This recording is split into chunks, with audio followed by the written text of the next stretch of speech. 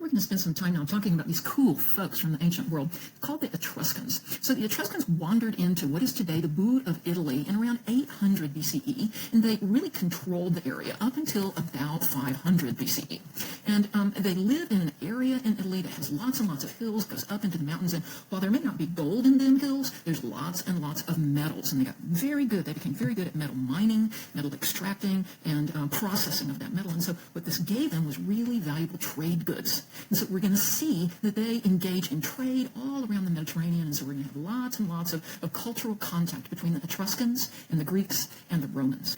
The result of this trade is, of course, that there's a lot of money flowing in. There come to be some very wealthy families that have money to spend. Now, unlike the Egyptians and the Greeks, for example, the Etruscans did not build their structures out of stone. They used wood and other impermanent materials. And so really and truly the best physical evidence of the Etruscans we have comes from their cemeteries.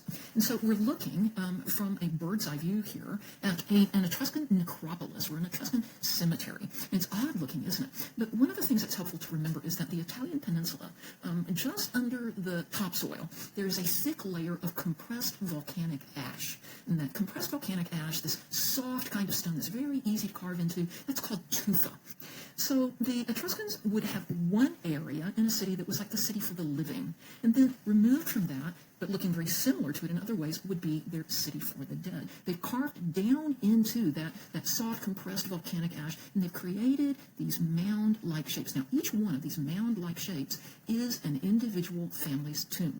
You can see that they're not all the same size. We've got very wealthy families with great big huge ones, and then there's medium ones and there's small ones. When you visit, it really does feel like you were walking. There's these streets, and then there'll be side alleys and tombs on either side, just like walking down the street with houses on either side. And it's absolutely fascinating. So one of the things that I love about studying other cultures is finding out how other groups of people do celebrations and how they do funerals. So before we go any further, what I want to ask you to do is I want you to hit pause, and I want you to imagine that your family was going to have a great big celebration, some sort of celebration like for graduation or for a wedding or something. And so what you do is you want to have it outside, and so you rent a big tent, and then you have a party. I want you to think about what would be the elements that would make it a party. Pause, and then come back to it. When we think about celebrations, we think about things like people wearing fancy clothes, and we think about music, and we think about dancing, we think about drinking, we think about lots of food, we think about laughing and talking, and a really joyful kind of atmosphere, right? On the other hand, we think of funerals as the exact opposite. We think of funerals as being very sad and quiet and sober and mournful and no laughing at all, right? Well, this is not the way that the Etruscans celebrated their funerary rituals. And I use that word celebrated very, very intentionally. When a member of one of these high-status Etruscan families died, the kinds of funeral rites that were held were much more like the kind of celebration I asked you to imagine than like the somber sorts of funeral rites that tend to dominate in our society today. And so what these wealthy families would do is they would erect temporary fabric tents, probably very similar to the shape of what we see that this particular tomb has been carved out to be, and perhaps even with having the fabric having this kind of pattern that we see in the checkerboard of the ceiling of this tomb. And they would bring in couches for people to feast on, to do their dining and their drinking on. They would bring in entertainment, they would bring in musicians, and they would bring in dancers, and people would come and they would wear their fancy clothing like we see right here. And so the whole thing would function in a couple of ways. The first and probably most important function was that it was intended to be an opportunity for both the living and the dead to share one final meal together, to have one great final laugh, one last big party, as a way of helping the spirit of the dead person to move from the physical realm of the living into the afterlife. And so once this feasting was well underway, they would take the urn containing the ashes down into the tomb, which they had already set up like a house with furniture and all these funerary goods. And then they would also bring in some of the food from that feast and some of the wine from that feast, and then they would seal the tomb. Then a second function for these funeral rites is that they would serve to remind every single person who came to these festivities of the high social standing and the importance, not only of the person who died, but of the family itself. We were looking earlier at the city of Cerveteri with its dome-like tombs, but when we look at this painting right here, we're actually looking at a tomb painting that comes from the city of Tarquinia.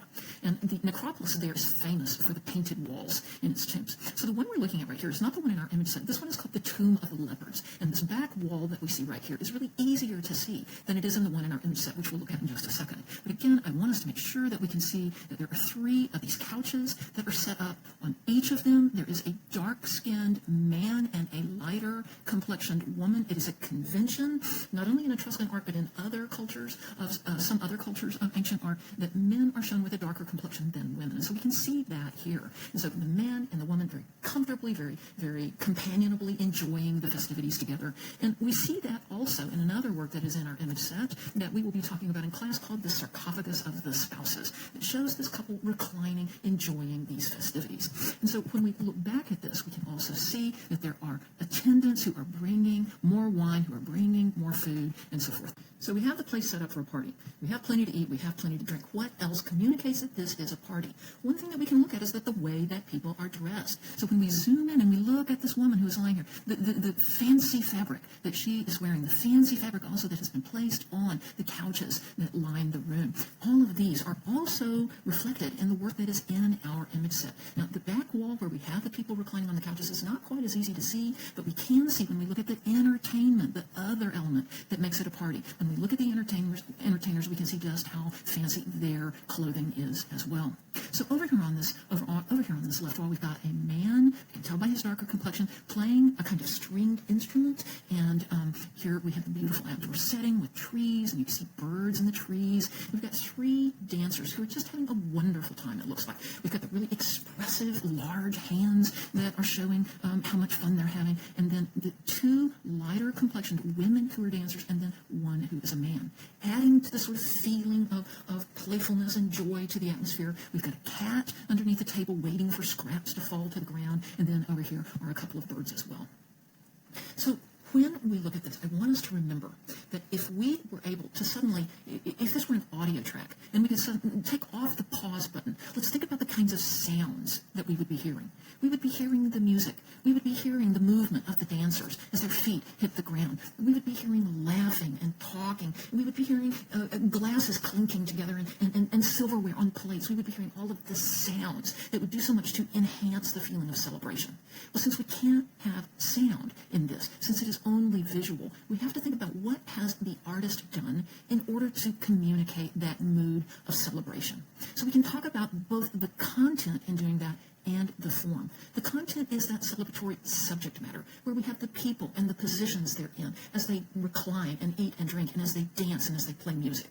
We also have the content of the fancy clothing that is being worn. We have the content of the food and the drink. I want us, however, to be able to dig deeper, to go beyond just the recognizable objects of music and dancing and feasting that the artist has used in order to communicate this celebratory mood. I want us also to be able to recognize elements of form. So, for example, the artist uses bold, expressive color. We look at the blue that is in the clothing of the musician. We see that same blue over here on one of the servants. We look at the reds, the deep, bold reds that are in the beautiful clothing of the dancers and the skin of the people and that dance rhythmically across the checkerboard pattern in the ceiling and across what looks to be some sort of tree or something up here in the top of the room.